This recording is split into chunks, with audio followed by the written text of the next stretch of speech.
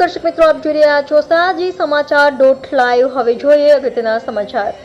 શ્રી ગણેશ ઉત્સવ સમિતિ સુરત શહેર દ્વારા શ્રી ગણેશ ઉત્સવ નિમિત્તે ઇનામ વિતરણ ટોપ 30 અને શ્રી ગણેશ આયોજક સંમેલન સમારોહ સંજીવ કુમાર ઓડિટોરિયમ પાલ હજીરા રોડ ખાતે યોજાયેલ હતો, જેમાં ભારત સેવાશ્રમ સંઘ સુરતના પ્રમુખ પરમ પૂજ્ય સ્વામી શ્રી અમરીશાનંદજી, મહંત શ્રી વિશ્વેશ્વરાનંદજી, મહંત શ્રી મહામંડલેશ્વરજી, મહંત શ્રી સીતારામદાસજી, મહંત શ્રી લક્ષ્મણ જ્યોતિજી, મહંત શ્રી બટુકગીરીજી, મહંત શ્રી વિજયાનંદજી, રાષ્ટ્રીય સ્વયંસેવક સંઘ સુરતના શ્રી નંદકિશોરજી શર્મા, પૂર્વ કેબિનેટ મંત્રી શ્રી અને ધારાસભ્ય શ્રી પુણેશભાઈ મોદી, પારસી સમાજના અગ્રણી અને નાટ્યકાર Padma Shri Yazdibhai Karanjia, the Surat people's cooperative બેંકના chairman Shri Amitbhai Gajjar, Surat police commissioner Shri Anupamsinh Gehlot, Surat મહાનગરપાલિકાના કમિશનર શ્રીમતી શાલિની અગ્રવાલ, શ્રી ગણેશ ઉત્સવ સમિતિ સુરત શહેરના પ્રમુખ શ્રી અનિલભાઈ બિસ્કીટવાલા, મહામંત્રી શ્રી વિમલભાઈ ભટ્ટ, શ્રી જોગેન્દ્રભાઈ સાહની, શ્રી પ્રવીણભાઈ ગજેરા, શ્રી ગણેશ ઉત્સવ સમિતિ સુરત શહેરના સંતો, મહંતશ્રીઓ, હોદ્દેદારશ્રીઓ, પ્રભારી,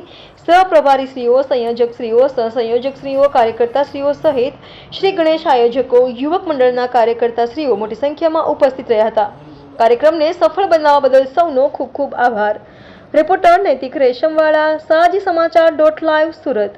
દર્શક મિત્રો, તમારી આસપાસ બની રહેલી અવનવી ઘટનાઓ વિશે જાણવા માટે સાજી સમાચાર .live ને લાઇક, શેર, સબસ્ક્રાઇબ કરો, બેલ આઇકન પ્રેસ કરો, જેથી આપને નોટિફિકેશન્સ મળતી રહે।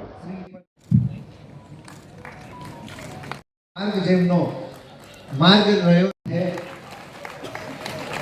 નંદકિશોરજી શર્માનું સ્વાગત કરવા માટે ઉપસ્થિત છે તે બાપુ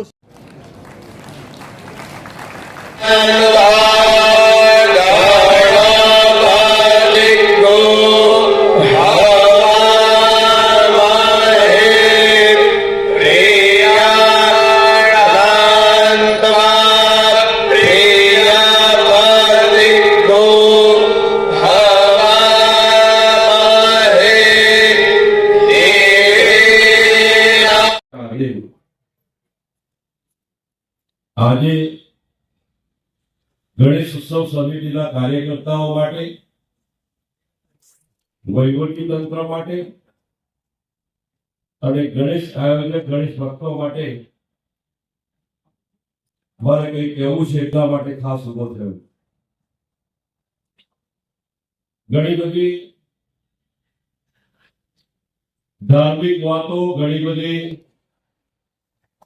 ધાર્મિક ગરિમા જાળવવા બાબતની વાતો પૂજ્ય સંતો આપણને કરશે, પરંતુ સમગ્ર પૃથ્વી ઉપર સૌથી પ્રાચીન, સૌથી જૂની આપણી હિન્દુસ્તાનની કાળગણના,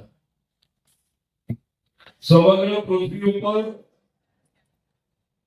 સૌથી પ્રાચીન, સૌથી જૂની આપણું સનાતન હિન્દુ ધર્મ કાર્યક્રમ આયોજન કરવામાં છે અને તે રીતેનો કાર્યક્રમ ચાલ્યા છે। વિસર જય શ્રી ગણેશ।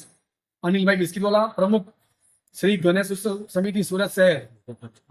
આજે શ્રી ગણેશ ઉત્સવ સમિતિ સુરત શહેર દ્વારા સમગ્ર સુરતના ગણેશ આયોજક મંડળનું એક સંમેલન કરવામાં આવ્યું હતું અને સાથે સાથે ગત વર્ષે જે સર્વશ્રેષ્ઠ આચારસંહિતાનું પાલન કરતા અને સાથે તે સરકારશ્રીની ગાઈડલાઈનનું પાલન કરનાર 30 મંડળનું સન્માન કરવામાં આવ્યું હતું અને આ સન્માન સમારંભમાં સુરત શહેરના પરમ પૂજ્ય સ્વામી અમરીશનજી મહારાજ, સંતશ્રીઓ, સાથે મુનિ commissioner Shri Shalini Agrawalji, police commissioner Shri Anupamsinh Gehlotji, સાથે સાથે દરેક રાષ્ટ્રીય સંઘના નંદકિશોર શર્માજી હાજર રહીને દરેક મંડળને પોતાનું દોઢિક આપ્યું હતું, ઉદબોધન કર્યું હતું અને આવનાર ઉત્સવ ખૂબ ધામધૂમથી જોવાય એવી શુભકામના સાથે 30 મંડળોને ઇનામ વિતરણમાં ભાગ લઈને આજે ખૂબ જ સરસ રીતે આ કાર્યક્રમ પરિપૂર્ણ થઈ રહ્યો છે।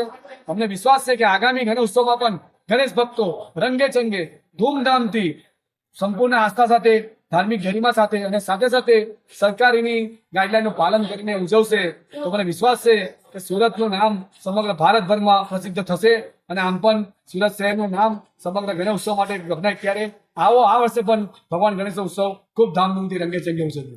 આ વર્ષે કેવી રીતનું વ્યવસ્થા કરવામાં આવ્યું છે અને કેવી રીતનું નવી આ વર્ષે શ્રી ગણેશ ઉત્સવ સમિતિ તરફથી જે ઓનલાઈન પરમિટનું કામ એ અત્યારે શરૂ કરવામાં આવ્યું છે। કાલથી લોકો ઓનલાઈન ફોર્મ ભરી શકશે અને આમાં નવા ફીચર્સ નાખવામાં આવે છે। હવે iOS કર્યું છે એટલે તમે આ જનરલી આઈફોનમાં પણ તમે હવે એને એપ્લિકેશન ડાઉનલોડ કરીને તમે પરમિટ લઈ શકશો.